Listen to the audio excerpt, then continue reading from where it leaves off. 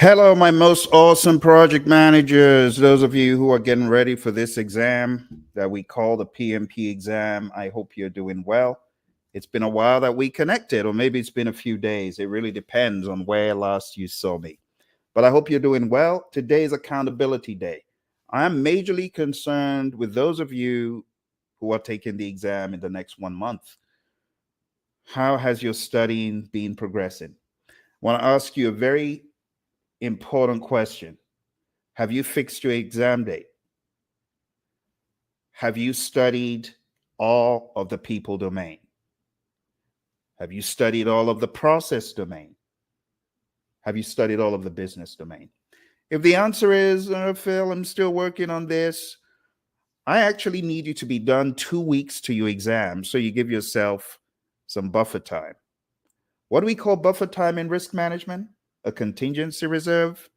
I need you to give yourself 2 weeks contingency. So I don't want you saying, oh, I'm going to be done 1 week before the exam. That's not really a good way to do it. You see, this is why I don't understand when people say, I took the exam, I started studying 2 weeks ago, and I got certified in 2 weeks. Seriously, you're a bad project manager because you didn't even leave any contingency. What's the rush? Are you a speed demon? Even if you are, the speed demon should have some contingency as well. I'm not saying don't be smart about it. I'm just saying you got to have some contingency. Things happen. Okay. Anyway, today I'm going to be going through the entire exam scope with you. I also have some good news to share. I want to give a few shout outs.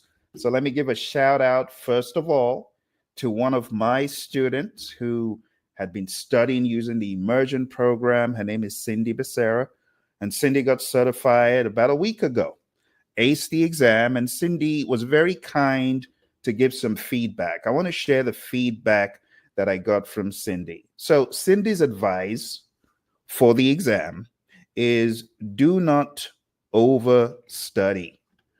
Don't overstudy. And she says, instead of studying volume, instead of overthinking it, she said, you should study based on the mindset. What would the PM do next? That's what she said the exam is made of. What should the PM do next? She said, I'm glad I reviewed your PM cheat sheet and read over the mindset sections. So for those of you who are on my program or who have the book, you probably understand what Cindy's talking about. Cindy's talking about this book right here called PMP Exam Immersion, right? This is for people who are getting ready for the exam. And there's a part of the immersion PDF where we focus on the mindset. So Cindy's saying you should focus on mindset. Mindset is everything. She said, had about 3 maths questions total. They were focused on pessimistic, optimistic calculations. I did use up all of my 4 hours since I took longer on certain questions, she said. And then she goes further to say, it was very mindset driven, helpful to know the different mindsets. So, I have 36 mindset mantras. You can find them on YouTube. You just type in PMP exam mindset mantras. It'll come up with the mindset mantras I created, and there are 36 of them, and they'll help you as you study. She said, I could determine what the correct approach would be, and knowing the processes helped answer the question, where are we in the process? So for those of you that have not spent time going over the 49 processes and knowing them very well, I'm not saying cramming their names or their inputs and outputs, no, but just knowing what you're doing in the process and where the process is on the timeline or in the grand scheme of things, what happens first, what happens next, that will greatly help you, Cindy says. Several questions focused on the different approaches, predictive, agile, hybrid, how to make sure to read the questions thoroughly, and at times, several times, to make sure I didn't rush my answer. Overall, half agile, half predictive. It's interesting. So you cannot afford to leave predictive on the back burner. There was a time that it seemed like predictive was going away, but seems like PMI upped the ante, and now we have a whole lot of predictive focus as well. All right. So that's that from Cindy. Huge shout out to you once again, Cindy. And I also want to give a shout out to one of my friends from the past, blast from the past. I did a project management training event way back at Sodexo.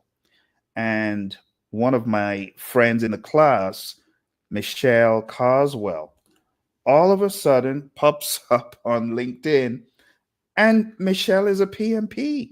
And the cool thing is that Michelle said she had been studying using my 40 days to PMP exam success curriculum. So a huge shout out to you, Michelle. I'm really excited. When I come across friends, blast from the past, who have done the exam, and I even had no idea. I had no idea anyone I knew from Sodexo was preparing for the PMP. So that gave me a lot of excitement. So well done, Michelle. Hopefully, you can end up being a mentor and coach of others. Same for you, Cindy, and help them get to dry land because that's what it's all about. Right? Teamwork makes the dream work. All right. So I said today is an accountability session. I am very curious to know what you've been doing with your PMP studying. Some of you say, "Oh, Phil, I'm so tired every day. I can barely study." That's not a good enough excuse. You have to apply yourself. Otherwise, it just takes longer and it keeps going on and on and on. For those of you who haven't met me, I'll introduce myself real quick. My name's Phil. I've been a PMP since '05. Going to be celebrating my 20 years as a PMP. Can you imagine that? Oh my goodness. 20 years as a PMP. And since I got certified, I've been helping people worldwide through my organization called Praizion, train everyone from the Army and NASA and the FBI and many other organizations across the world. And I would love to help you. That's right. You right there. You looking. I'd love to help you do either of two things. Either help you get certified as a PMP or help you elevate your game after your PMP. Choose your pick. I have a leadership institute called Project Leadership Institute. You can go to projectleadershipinstitute.com. If you're tenacious, rugged, dogged, and tough, and you want to study leadership with one of the disciples of John C. Maxwell, America's leadership guru, you need to be on my program. We study leadership, we study business, we study AI, and everything in between. A whole lot of agile too. I've had a lot of guests coming to speak to us, like my buddy, Dr. Rick Brinkman. John Maxwell was our keynote speaker when we opened. So if you're looking to elevate your game, you need to be on one of my programs somewhere. Okay. Now, for today, I really want to go in on the topic of the PMP scope, the scope of the PMP, because I want to help you, those of you who are struggling with what should I do today? That is a big question I get from a lot of students. Phil, okay, I'm done with my class, but there's process groups, then there's knowledge areas, then there's Scrum, then there's Kanban, then there's the Agile Manifesto values and principles, not to mention PMBOK. Which PMBOK? Okay, I'll be nice. I'll say 7 is the PMBOK that people are able to purchase.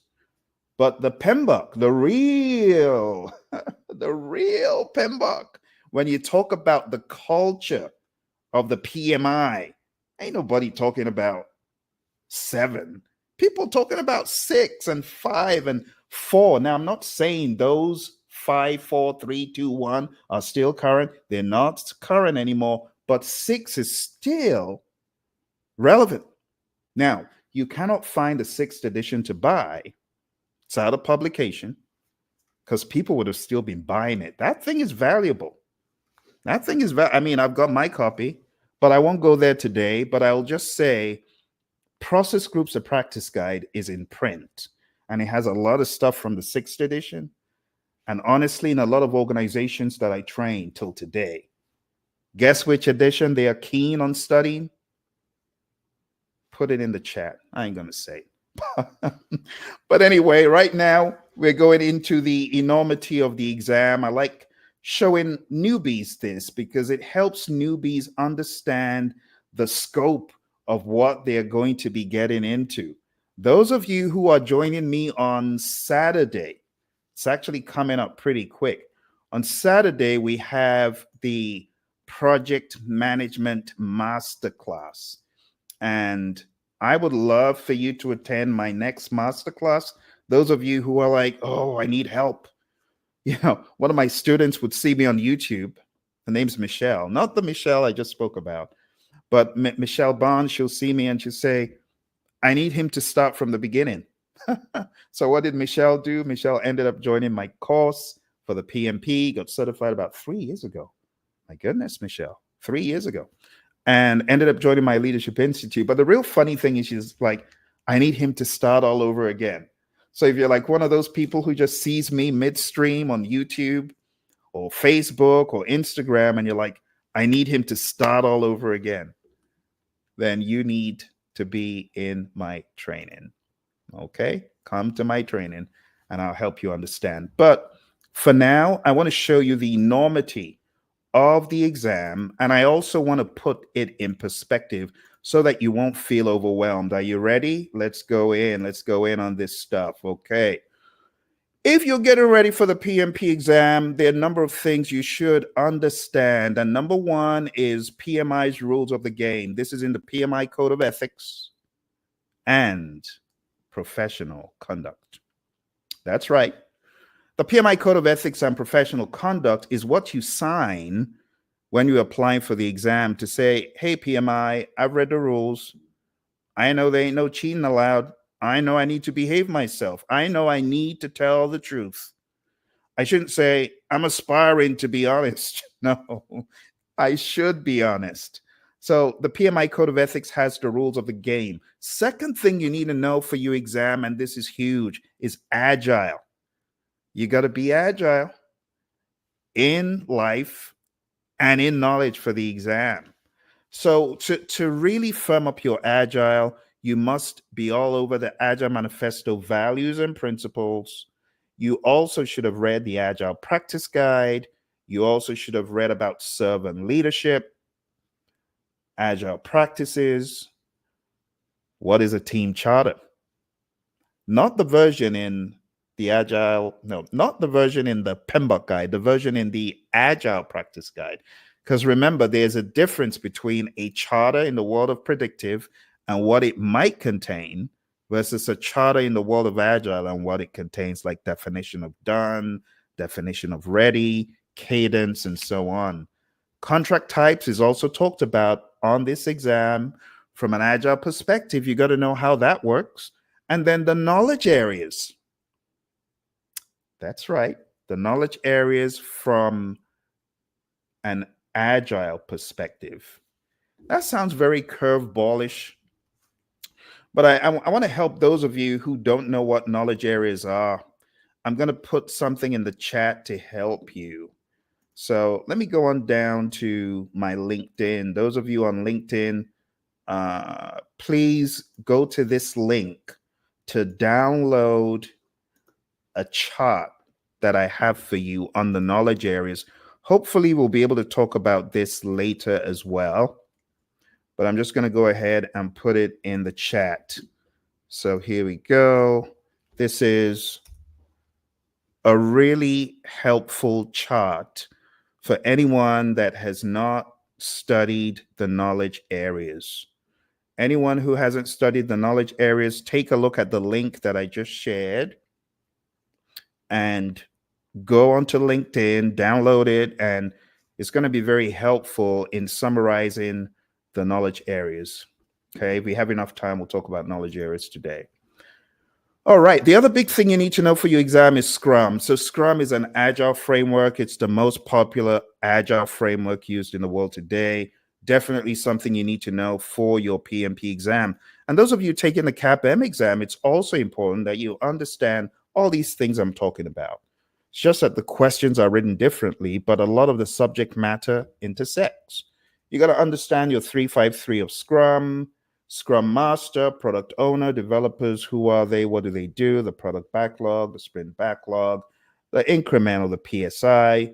You also need to understand the event, sprint planning, the daily Scrum, the sprint review, the retrospective, and the sprint itself. which is a container for those other events. You also need to understand as you get ready for your PMP exam, the predictive piece. The predictive piece of the puzzle is the one that makes people scratch their head the most, in my experience. So you got to understand the 5 process groups. Don't mix process groups with processes. Know them apart, right? The 10 knowledge areas, the 49 processes. There are various pages in the PMBOK 6 that I have extracted, things about benefits. You got to understand page 7. Now, if you don't have the book, it's okay, but just understand benefits, the benefits register or the benefits management plan, target benefits. All of this terminology about benefits owners and so on could be helpful. Baselines, project documents, subsidiary plans, and then going into PMBOK 7, 12 principles. Also understanding the domains and how they are not process groups, and really not worrying and stressing about them, but having a general understanding. I think it will be very helpful for you as a professional. Can you imagine being a PMP and in your organization, your CEO asks you, what is the difference between PMBOK 6 and 7? Or what is in the PMBOK 7? You should at least know its principles and domains. I have a lot of videos about this that break it down. So if you got certified eons ago and you don't know what's in PMBOK, I'd encourage you to go on down to the Praision channel and watch those videos. Moving on, there are other things that are important for your exam, and one of them is hybrid. The hybrid aspects are talked about in the Agile Practice Guide on page 26 to 30. Now, going into the knowledge areas, you'll see them begin to appear on the screen. Their integration, scope, schedule, cost, quality, resources, communications, risk, procurement, and stakeholder. I talk about these in the free chart that I just shared. If you haven't gotten the link, hey, here's the link again. Go on down to this link. It's on LinkedIn. A link on LinkedIn. That's funny. Go to LinkedIn, download it. It's going to help you. Now, let me go over these very quick. In the world of the PMP exam, the terminology revolves around knowledge areas. It's part of PMI's Holy Grail. You got integration, which is all about weaving the project together in a cohesive whole. It's about developing a charter, developing a project management plan, which weaves several aspects together. It's about effectively executing, monitoring and controlling and closing the work. By making everything move in a cohesive whole, that's integration. We have scope, like a telescope, right? You look through it, what happens? Things become clearer. Well, scope is the clarifier, right? What about schedule? Schedule is the timeline. What is cost? It's the budget, the money. You know about this. Because I want to wager, there are a lot of people who say, well, I've never been a project manager. And that's a big fat lie. That's a lie. Because if you woke up this morning and you got out of bed and you drove to work, maybe you took out the trash, maybe you cooked breakfast, and you're telling me you're not a project manager, that's not true. You're a project manager. We talk about economies of scale in project management. What is a project? It's a temporary endeavor. You drove to work. It's temporary. You don't drive to work for the rest of your life. But as you're driving to work, you're making project decisions. As you hit the freeway and you realize, there's a blockage in a few miles, you're able to see from the hill, then you're going to make a quick detour. That's risk management. That's also involving some scheduled decisions. And then the quality of your driving. You just got your new BM and you're driving like a maniac. You're not going to do that because that car's quality. Quality costs money. You see, I'm telling you, you don't understand yet, but newsflash, you are already a project manager. Some of you are just coincidentally listening to this. You're a project manager. Everyone's a PM. From the moment you're spat out, you're a PM. Even a baby ends up being a PM. Someone says, how is that? Well, the baby understands that you're taking too long. You don't bring the food quickly enough, they're going to start crying. Schedule management. It's very simple. Or you go to the store and you see your favorite figurine and you want it, you're going to demand it. That's procurement. And you know who's carrying the wallet. let's not complicate it. Everyone's a project manager, right? Resources, we use resources every day. Water is a resource, right? We have other resources that we encounter daily. Resources, foods could be a resource, right? We talk about human equipment, material supplies, and facilities as resources. Communications. I dare you to tell me that you don't do this. Whether you do it in sign language, whether you do it verbally, whether you do it non verbally, you are a communicator and you manage your communications. All right. You manage the way you look at people. You don't look at people badly, like a haughty look or what an idiot kind of look. You don't do that. That's communicating. You know how to communicate. Risk, I've already talked about that. It's managing uncertainty. Procurement, I gave you the baby example. And stakeholder, even the baby knows who their stakeholders are. The baby knows the parents are the stakeholders. And the baby could place huge demands on the stakeholders. The stakeholders could also manage the baby. It really depends. But with all that said, I hope you download that free sheet. And I have a mnemonic for you. It just says, I saw 6 Cubans quietly rolling cigars, really puffing smoke. Now, I'm not saying go smoke yourself to oblivion. I once said this in a healthcare company. They didn't like it. I said, relax. It's just a mnemonic. I'm not saying go inhale all the smoke in the world. My goodness, some people too serious, too serious. But anyway, this is the roadmap for the knowledge areas that you've heard a lot about in the world of the PMI. And for your exam, you got to go a step further. You actually need to understand how the knowledge areas weave together. One very good representation of this used to be in PMBOK 7. You can also find it in the, what's it called? Process Groups or Practice Guide. But what I'm going to do for you today is make it even easier. I'm going to share it with you. And, oh, my good friend, Adrian. Adrian, very good to see you today. It's been a while. I hope you're doing well. Adrian says, hi, Phil. Will this class qualify for the educational hours to take the exam? Absolutely, Adrian. You know how we roll. We don't mess around. So, yeah, of course. This will qualify for you to take the exam. It's good to see you. It's been a while. Hey, Adrian, let's get it done. Let's get it done. Join the program.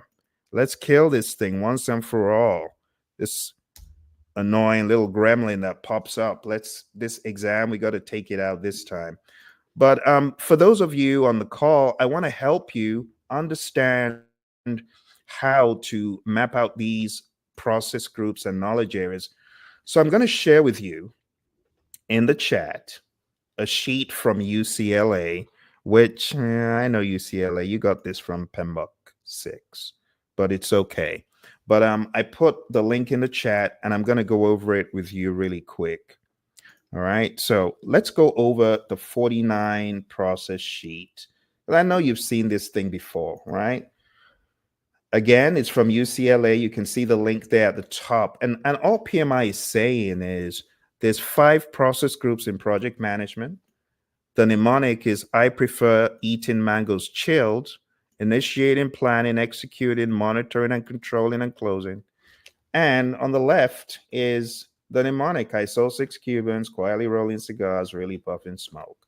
And then when you boil it down, for every knowledge area, you have a bunch of processes, but you really need to understand what am I doing in each process. See, so I'm going to very quickly narrate to you what happens. And those of you who've been in the world of structured project management, it'll probably make sense to you. So in integration, you develop an authorization document, you develop a plan, you direct the work, you help the team, you direct the work and you allow the team know, hey, this is what needs to be done. And you're pretty much managing it. You're facilitating it. You're leading it. Now, I'm not saying it's a carrot and sticks thing, but you are effectively persuading and influencing. Managed project knowledge is where you are taking an account of what went well and what didn't. The best way to do this is day by day, week by week, phase by phase. not at the end of the project. At the end of some projects, people say, oh, well, I guess we learned how not to do this. Let's not do it like this next time. That's the dummy's way of doing it. The smart person is going to make sure that lessons learned are shared rapidly throughout the organization so that people working on similar projects don't make the same mistakes. Monitor and control project work is about creating reports and taking a look at what has happened so far, sharing those reports across the firm. And then when you have these work performance reports, you got to send them down to the communications aspect because that's where you distribute the reports. So here's for creating the reports. This one is where you take a look at change requests coming in. This one is where you're closing out the project or phase. Moving into scope, you got to plan how to manage scope. Then you got to collect requirements. How many people know that there's a difference between requirements and scope? Let me give you an example. A requirement could be, I want my burger to be made from scratch. Think about that. And then the scope is, I got to grow the lettuce patch. I got to grow the wheat. I got to raise the cow. Sorry, my vegan friends. Oh, I got to raise the chicken. It's a chicken sandwich, right? Not a burger or whichever one it is. But you get the idea. You got to raise the creature. And then you got to go to the Atlantic or the Pacific Ocean because you're not buying salt. You're making it from scratch. Now, it sounds very humorous, but think about a requirement to make something from scratch. No buying any other condiments. Just make it from scratch, custom. The requirement gives birth to a crazy amount of scope. And that's why when you understand the dynamics of scope and requirements, you're very careful the requirements that you allow the customer to put into the project. Some people, they have no idea, like, oh my goodness, why did we allow this into the project? I often say requirements beget scope. The crazier the requirements, the more the scope is going to be. And that's just the truth. So when you've collected the requirements, you got to define scope. What is in scope? What is out of scope? What are the inclusions? There's a guy, his name is Andy George. Andy George, you could find him on YouTube. And he has this video of how to make a chicken sandwich from scratch and the cost. And it cost $1,500. And it took 6 months and it tasted awful. Because he actually eats it on camera and you can just see the pain the guy's going through. But just think about it. The difference between the requirement to make a chicken sandwich from scratch and the requirement that says, anyhow you want to do it is fine, just make sure it's good. Well, you're not going to spend 6 months. You're going to spend like 1 hour max by going to the store and getting what you need. So the requirements, they could change the whole game of scope. That's really what I want you to take away. Then we create a work breakdown structure, which is a hierarchical decomposition of the project. Looks like a family tree. We're going to go into that in the training. Validate scope is your customer inspecting the deliverable. In this case, Andy tasting the chicken sandwich that tasted like garbage. And control scope is where you're preventing gold plating. Gold plating is when your team members add extras that were not part of the original scope. I know you have experience with that for sure. If not on a real project, maybe a project at home. Anyway, we won't go into that. Let's go into schedule management. Schedule management is all about creating a timeline. But one of the things that you see with the PMI, they want you to plan how to do stuff. So plan how to manage the schedule, plan how to create the schedule. Okay. For those of you just coming and asking the question, my friends on Instagram, I see you. I see you. My friends on Instagram, you need to be joining me this week, my friends. Join me this week. Go on down to hpmexam.com. You see the ticker tape right there? Join me and let's elevate your game. But anyway, what I'm sharing is in that link. But the schedule is all about defining the activities, putting them in order of occurrence, estimating how long the activities will take, putting all that together into a cohesive schedule, and preventing schedule delays. Cost management is about planning how to manage cost, estimating the individual tasks, rolling them up into a final total, and then preventing budget overruns. Quality management, this is about planning how to manage quality. Manage quality is about actually managing the quality. Now, that sounds vague. Let me be more specific. A quick lesson on quality management. Now, I'll talk about this a lot more in the class, but I think this will help a lot of you. What is quality? Fitness for use, conformance to requirements, customer satisfaction, and Kaizen, continuous improvement. When you go to your favorite restaurant and you sit down and you're given a plate of food, you are immediately, whether you like it or not, subconsciously, you are gauging the quality. You got radar in your head, measuring the salt level, measuring the flavorfulness, if there's such a word, but really just trying to see, is this what I expect? You ever been to your favorite joint and you're like, no, this is below quality. Why? Doesn't meet your expectations. It's not fit for use. It doesn't conform to requirements, perhaps, and it doesn't satisfy the customer.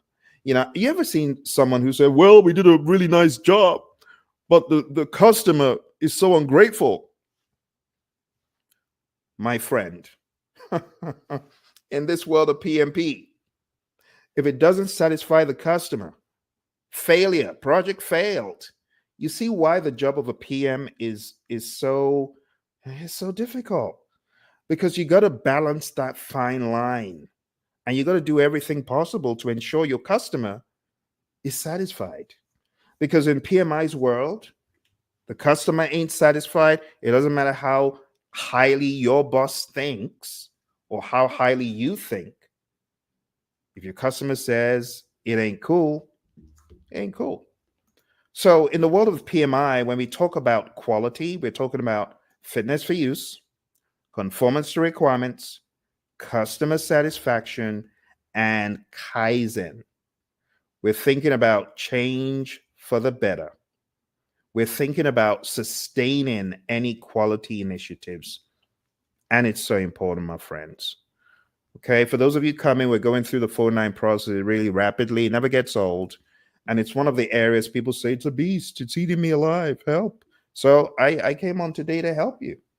All right. So manage quality. When you think about manage quality, you are doing things to assure customers that quality standards are being met, to assure stakeholders. Manage quality is similar to quality assurance. What is quality assurance? Checking the process. There's a difference between checking the product versus checking the process. Manage quality is checking the process. Control quality is checking the product. Moving on, my friends, going on to the resource area. We have plan resource management, planning how to manage the resources, estimating all manner of resources, acquiring the human resources, equipment, material, supplies. Develop team is all about the team, the human resources, right? Developing them, training them, coaching them. Manage team is all about leadership. I know it says manage, but it's really more about the guidance through influence and persuasion than carrot and sticks, beating people over the head. It's not that. It's not about structure and order alone. It's heavily about the leadership. Control resources is really more for the physical resources. Going on to communications, plan how to communicate. Manage communications is communicating, and monitor communications is checking to make sure your communications is good. Next, we go into risk management. Plan how to manage risk, identify the risks, do a qualitative analysis like a high, medium, low, do a quantitative risk analysis, take a look at the monetary impact of those risks using expected monetary value, EMV, and things such as that. Look at the dollar amounts. Look at the time it takes to do something, the penalty from a man-hour standpoint. That helps you with quantitative risk analysis. Plan risk responses is planning how to respond to risks. Implementing risk responses is carrying out your risk response. And monitor risks is checking to see how your risk game is going. Is it going good? Some people's risk game is flat, is bad. Some people ain't even managing risk. They just wake up and like, oh, it's happened. What? What I thought. Did you document it? No. Did you plan for it? No. What a horrible job in risk management. And honestly, there are a lot of companies, they don't have a risk register. They don't have a risk management plan. They don't even understand risk strategies. All they know one though. They know one, and they call it the wrong thing. They call it mitigation. Everything is mitigation. And everything is not mitigation. Mitigation is a reduction. Mitigation is a deliberate, intentional, in advance reduction of the impact or the probability of a risk. But unfortunately, a lot of people, they wait until the risk has happened. That's not mitigation. That's a bad reaction to a serious, now it's an issue, right? Could have been a risk if you thought about it. But when it's happened, it's no longer a risk, it's an issue. Then you got to look for a workaround. Not good. Not good. All right. You see, I'm trying to give you some real world tips for your firm. Those of you firms that are not doing risk management, I encourage you to do it. So important. Let's move on. We're going into procurement now. Procurement. We got a plan. Do we need to purchase anything? Conduct procurements. Well, we've agreed we need to purchase. So let's conduct procurements by putting out the RFPs, RFQs, RFIs, IFNs. And that just means request for proposal, request for bid, invitation for bid, invitation to negotiate, and things like that. You put them out and then you get a response, and then the response is weighed. You use source selection criteria to weigh who's going to be the winning bid. And then you might get into some negotiation, and you go back and forth. And some cultures, if you don't negotiate, it's actually rude. So you gotta negotiate. And then the negotiation goes on and on. Have you ever been in a do loop negotiation? I have. The negotiation goes on for forever. But eventually you come out, you select someone, and then you begin managing the procurement. Last but not least, we got stakeholder, right? You identify who could be affected by the project and who could affect the project positively or negatively. Then you plan how to engage them appropriately. You manage the engagement by actually speaking, communicating, doing all that. And then you monitor stakeholder engagement. How effective is our plan? Is it working? And there you have it. There you have it, my friends. Those of you just coming, I shared in the chat that link to UCLA. UCLA were able to grab this and put it. And honestly, I believe that they have the permission to do so because they're UCLA. So it says Project Management Institute, Guided Project Management Body of Knowledge Guide. And then it gives the necessary accolades to the PMI. And honestly, these are some of the things that excite me about the Project Management Institute. The fact that we can have 49 processes that help you manage any project. Tailor it to the project. Now, when I say help, it gives you insights, things to think about. It's truly awesome. It's truly awesome. So I applaud the PMI for their work, past, present, and even future. And that's why I always try to do my bit by being a final reviewer of the PMBOK guide. But beyond the PMBOK guide, the PMI will tell you it's a standard. You know, I hear a lot of people say, well, that PMBOK guide is so hard, it's so esoteric, it's difficult to, and they do the wrong things. It's difficult to memorize. It's like eating an elephant. It's big, but if you spend time in my class, you will be coming away understanding the content very well. You will, because I'll challenge you. Okay? So I went from almost getting mad at the PMBOK guide on my first rodeo. I was so annoyed. I went to the Mesa Library in Arizona, sat down, because my awesome mentor, Mary, had given me all her books. She said, Phil, you make a good PMP. Boom. And then she gives me all the books, and I get excited, thinking, oh, yeah, I've already done the Certified Internet Webmaster.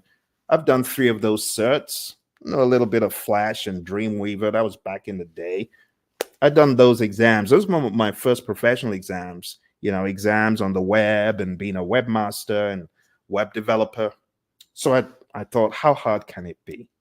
Until I went to my local library and I plopped open PMBOK Guide and I was like, 7 hours. 7 hours. I couldn't make a dent. Oh my goodness. Talk about Mr. Magoo looking like an absolute punk for 7 hours. It's such a funny tale because it just shows you your understanding of organized project management can be a mystery. Never been there before. It reminds me of like organized religion. The organization of project management, honestly, it's a different world. For those of you who've been in the real world of project management and that's fine. But when it comes to organized project management and the definitions, they're very big and unwieldy. So my first 7 hours with PMBOK, I was so frustrated. I was so mad. I threw the books back into my bag and I went home feeling very defeated, beaten up. I didn't know how I was going to navigate it. I was doing it the wrong way. I was trying to read a standard, bulldoze through a standard, and use the standard as an elimination path without context. For those of you who are in that bottleneck, you want to go to Google and just type in fail family reunion project Praizion. You'll probably find my family reunion encounter. And I take the family reunion story and I spin it around the 49 processes to make it easy for people because I was there. Just like you, like a deer in the headlights. Clueless. Not knowing what I was going to do next. Imagine putting 7 hours into studying and you just get so defeated. You got to go home and you got to go sleep because the PMBOK beat you up. And that's why in the years that followed, when I got more and more proficient, I decided I was going to help people. I wrote this book called PMP Exam Immersion. This is for the PMP exam. Those of you coming on the program are going to get this book. I also started working on audio because I realized not everyone likes reading a book. My goodness, some people are bored out of their mind reading a book. So I created this project management audio digest, and you hear my voice and the voice of my co-trainer, Emily, and many other voice actors. You see, one of my pet peeves is boring. Oh my goodness. Let me talk about that for a second. You ever been to a PMP training course and let's be honest, you ever fallen asleep? Let me be honest. Let me look you in the eye. You ever fallen asleep in a PMP course? Don't lie. It wasn't mine. But I know some of you, right there on your machine, you're bored out of your mind. I feel sorry for those people, which is why I want you to come for my training because I will keep you on your toes.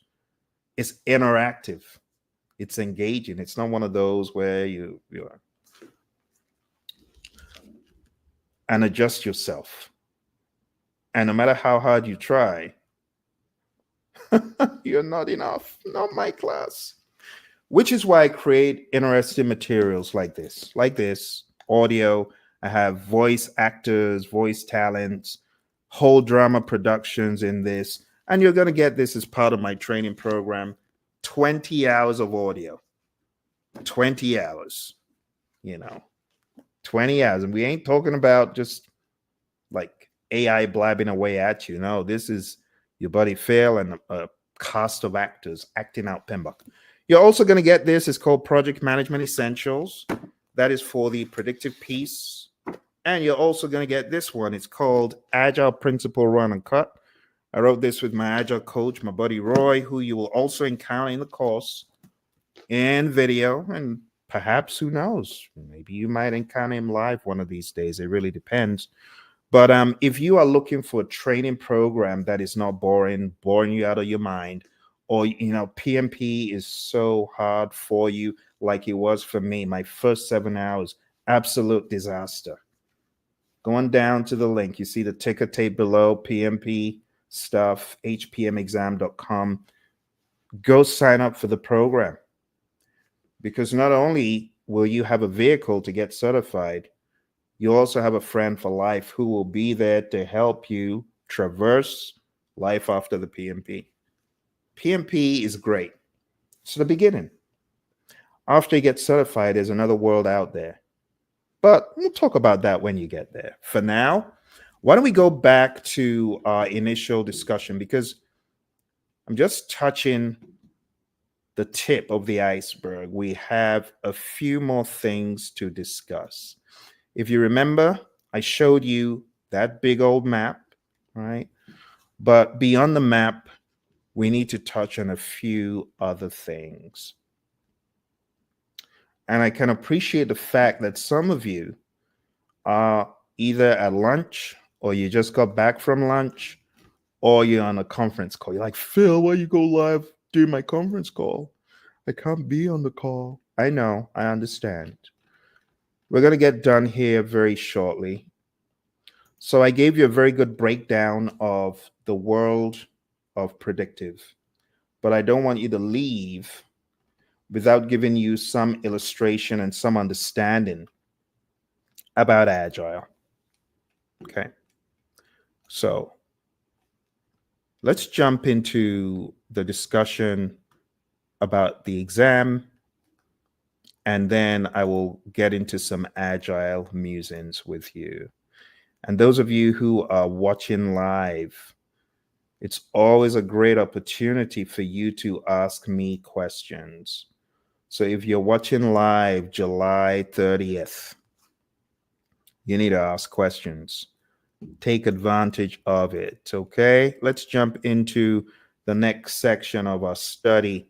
So I want you to be aware that the exam is very straightforwardly broken down into people, process, business. Either you're good at it or you're not. You either got people down pat or you ain't got down pat. Process, same thing. Business, same thing. Which is why when people say, oh, Phil, I don't know where I am in the PMP process, I'm like, you're either in people, done, moving on to process, or you ain't done with people. Then get good with people, then move to process, and then move to business. This is how the exam is, straight up, simple. There's no need to confuse the issue, right? Now, when it comes to people, process, and business, you also have an agile view to people, an agile view to process, an agile view to business. And then you have a predictive view to people, a predictive view to process, and a predictive view to business. Now, people might argue, no, people are just people are just people. Well, not really. The way you interact with a team in an agile environment is very different, because the team is responsible for the integration. Whereas in the world of predictive, the project manager is responsible. So in the world of predictive, we have a straight line going from A to B. We're going to plan everything. It's all planned to the T, and it happens like that. Whereas in the world of agile, there's some twists and turns. We start off and we might be thrown off course, but we get back on course, and there are twists and turns, and there's a lot of experimentation. That's how agile is. It's like cooking a new dish. Every step of the way, you're asking, oh, have I gone off? Does it still taste good? And then maybe you have people working with you to taste the food and say, oh, no, it tastes good. It's okay, until you get to the end. That's how the world of agile is. But I want to demystify what agile is. A lot of people say, well, I think agile is a methodology. No, don't say that. Agile is not a methodology. Agile is first and foremost a mindset. And I believe that so much, I wrote a book called Agile is a Mindset. You can find that book on Amazon. A lot of people argue and say, well, if it was just a mindset, all you need to do is just think agile and you're going to be agile. Well, of course, we're not saying that. But as a man thinks, so is he. It starts off in the mind. Everyone knows this. Well, not everyone, obviously. Some people don't. But you got to first think agile. So I say agile is a mindset that catalyzes the ability to pivot to the ever-changing world around you. That's what agile is. Starts off in the mind. And I say the ABCs of agile: attitude, it's a mindset. Attitude starts in the mind. It may translate into body language, behavior. Attitude, behavior, culture. Attitude, A, B, behavior, C, culture. The mindset is where it all begins. And that's why the awesome 17 individuals who put together the Agile Manifesto, which I'm about to show you, they understood. They understood. In order to be agile, you need to have a true north. Now, your true north is envisioned through the values. 4 values. We're going to talk about these right now. So let's jump into that mindset, the attitude, behavior, culture, right? Because when we talk about agile, let's not get it twisted. A lot of people, they have a misconception that, I guess agile is a framework. No, it's not a framework. And no matter how much you think it's a framework, it doesn't change that. It's not a framework, right? It's not a framework. It's a mindset. I really want you to take that away, because there are a lot of people that are doing agile. They're doing these frameworks. And they think that by doing the framework or by being in Jira, this is the worst of all. Some people are in Jira and they think, oh, we're in Jira, so we're agile. No, you're not. No, you're not. But anyway, let me show you what it's all about. Let's jump in. So if you haven't been to the Agile Manifesto website, agilemanifesto.org, I encourage you to go there. You'll read Jim Highsmith's account about the Agile Manifesto, which I find very interesting. It's a very interesting story. He's a very good storyteller, very good at writing. And it's just so much fun to read. But these 17 anarchists, they got together, and I say that in the funnest way possible. They decided they had had enough. Enough was enough, and we're going to work together on some ideas, the future of getting stuff done. And it says, we are uncovering better ways of developing product by doing it and helping others do it. Through this work, we have come to value. So let's break that down. Uncovering more efficient and effective ways of developing product. Initially, it said software, but throughout the years, people began to see, nah, this is beyond software. This is product. This is everything. It's a great true north mindset. And through this work, we have come to value individuals and interactions over processes and tools. Think about that for a second. Through living on planet Earth, what have you come to value more than what? Well, through living on planet Earth, I have come to value water over food. Did I say water instead of food? I didn't. Think about it. It's not an either or, it's a value thing. You get what I'm saying? Valuing people and how they interact versus the big old manual that says thou shalt. Because people could read the manual and be forced to follow it, but in their heart, they really hate it. It reminds me of a student who was in a class and trying to air their views, and the teacher said, hey, you, Johnny, stand up. Johnny stood up and he said, I'm standing up physically, but in my heart, I'm sitting down. Can you imagine how annoyed the teacher was?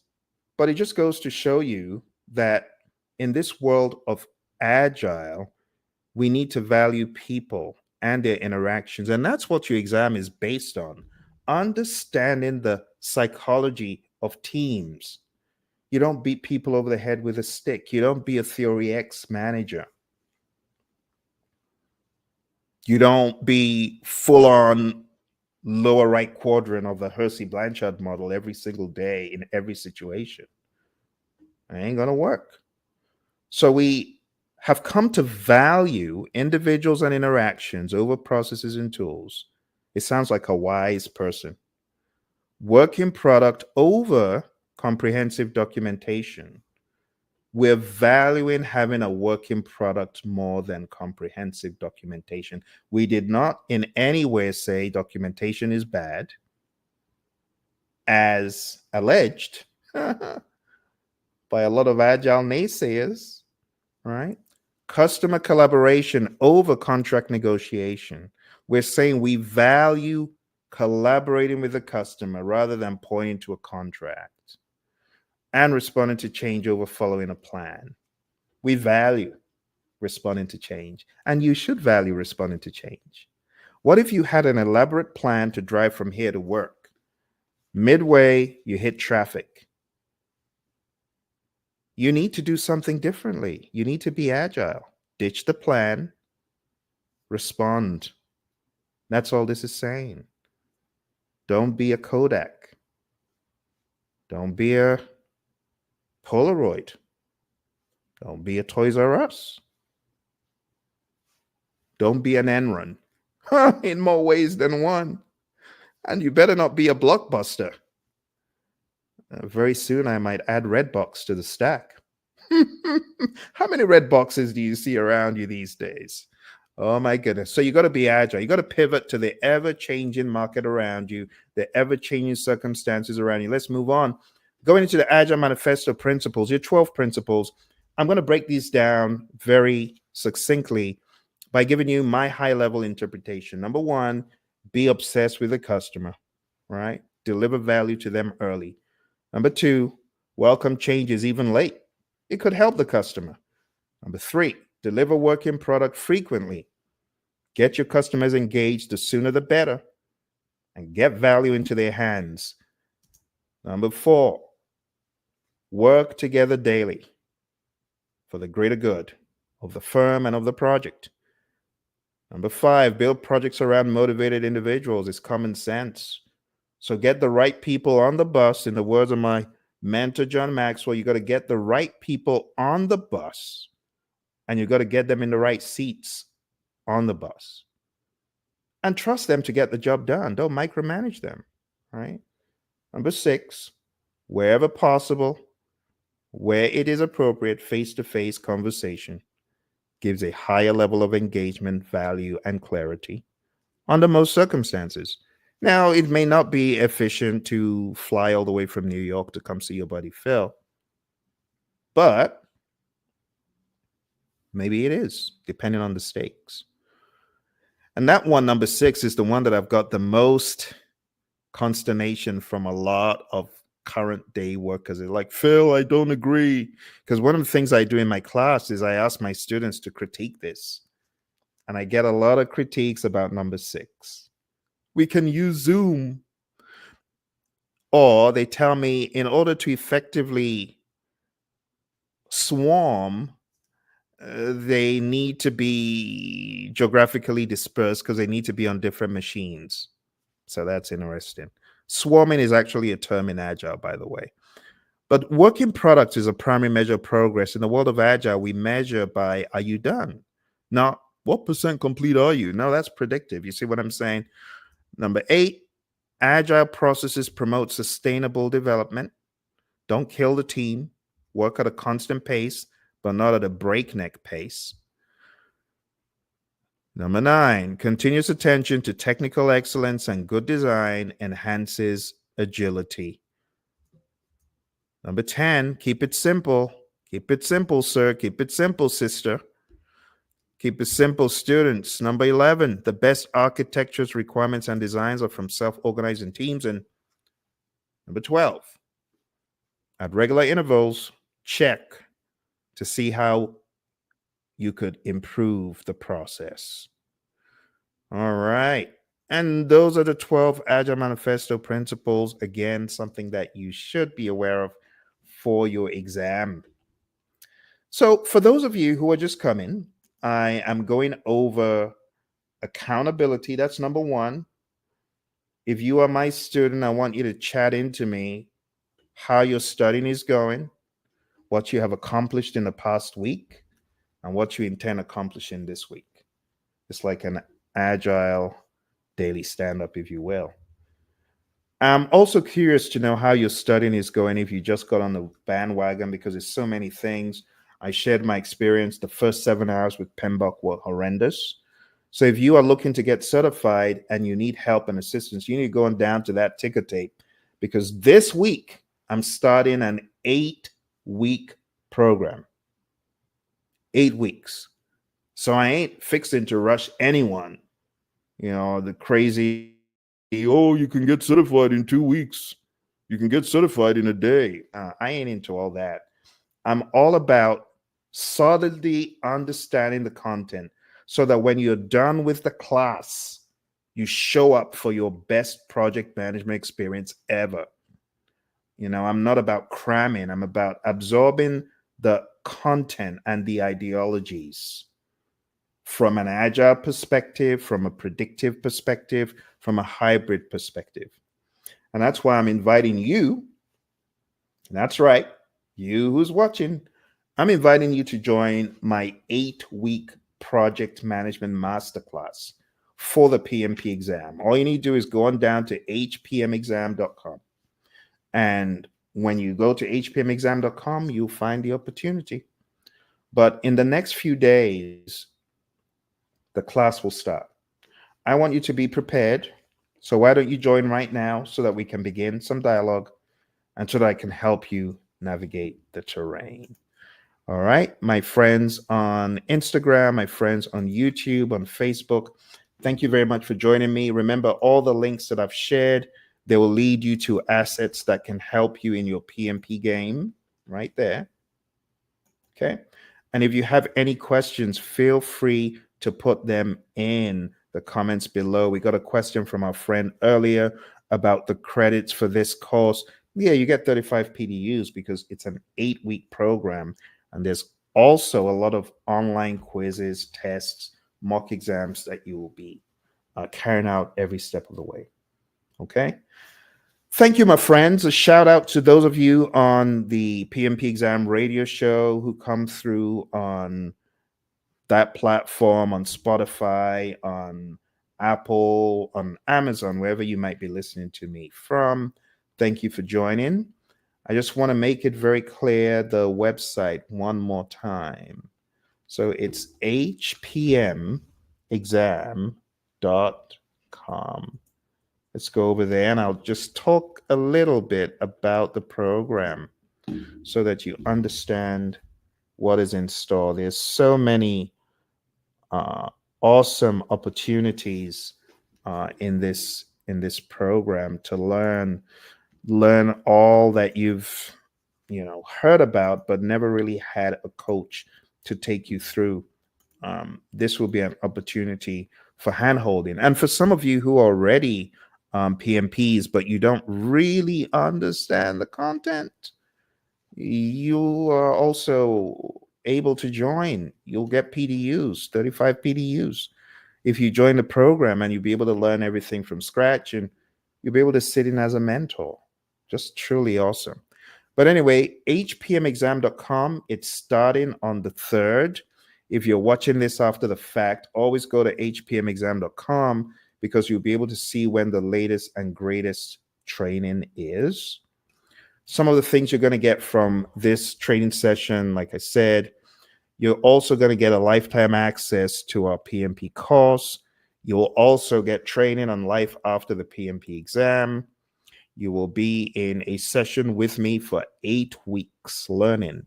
You'll get agile books, predictive books, application assistance, and we'll support you towards your exam with mentoring, coaching, and advice. So once you get on the program, pretty much you got lifetime access to a course. There's no excuse. We've taken the excuses off the table for you. All right. So why don't you go on down there to hpmexam.com, and I look forward to seeing you in the program. Those of you who are already certified, who want to know more about the leadership endeavors that I'm working on right now, going down to projectleadershipinstitute.com. Thank you very much. I wish you all the very best in your journey. Remember, PMP prowess, it develops daily. It does not develop in a day. Contrary to what you hear, I got certified in 3 hours. I'm not talking about the exam. Some people come up with all sorts of tales.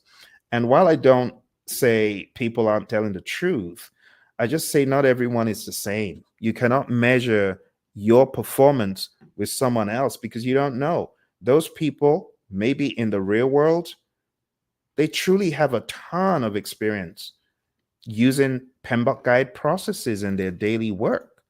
So it's unwise to say, well, Phil did it in two days, so I'm going to try to do it in 2 days. It's not very smart to see things like that. Okay. If you have any questions, my friends, I'm here for you. I look forward to hearing from you. I wish you all the very best in your journey. Keep on trucking daily, steadily, and before you know it, you're going to get to your definite chief aim as a PMP. You take care and all the very best. Bye for now.